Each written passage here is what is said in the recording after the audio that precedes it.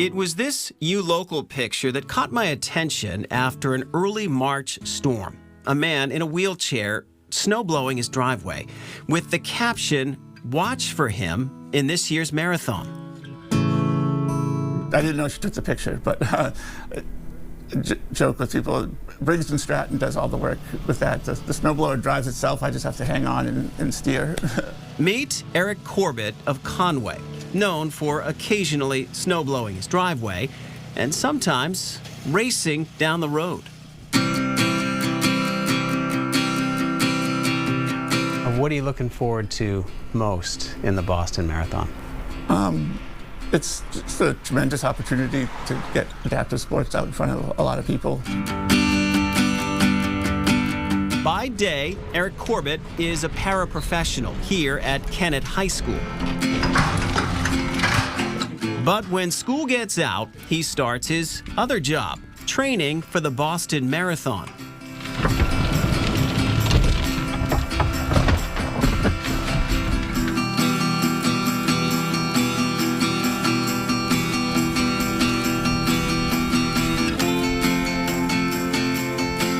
You said up on the Kank you've hit 40, 45 miles per hour on this? Yeah. Eric will be using what is known as a hand cycle. Well, it's a way to ride a bike with your arms and hands without using your feet. The position your body ends up in almost looks like a luge sled. You end up kind of super reclined. I can average, 19, 20, 21 miles an hour on flat ground. I don't see a whole lot of that here in the White Mountains, though.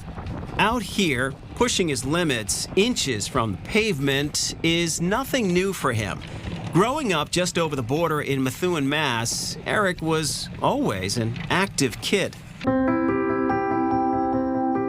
We were a hockey family. We had a little pond out behind our house, and every day after school, my brother and neighborhood kids and I would be on the ice playing pond hockey. He also got into mountain biking, which led him to Vermont, where his life would change forever in January of 2000. The then 20-year-old likely nodded off and crashed his Jeep. He was rushed to Dartmouth-Hitchcock, but his spinal cord was so badly damaged, Eric ended up paralyzed from the waist down.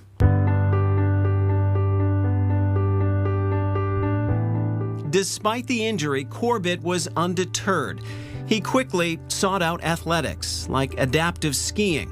He even competed in the X Games.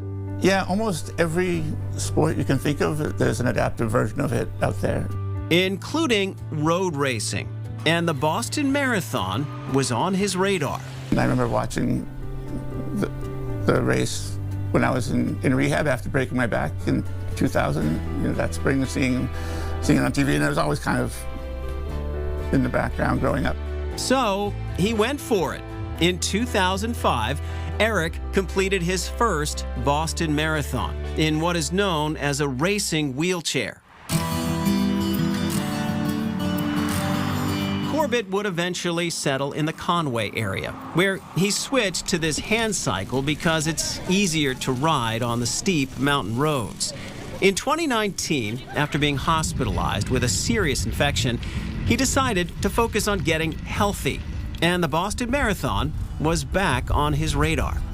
Yeah, as I started riding more, I got that competitive bug again, and being a New Englander my whole life, Boston's always there in the spring, and it was always a fun day in the city.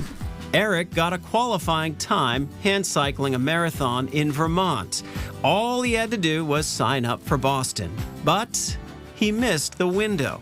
I thought I had 2 or 3 weeks to do the paperwork, but it was more like 2 or 3 days. And so I missed the deadline and thought, oh, well, I'll just have to wait until 2024 and learn my lesson.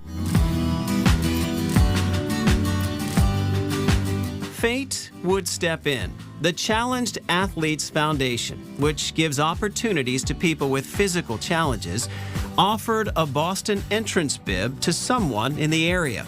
Eric was chosen. Take that opportunity and go with it.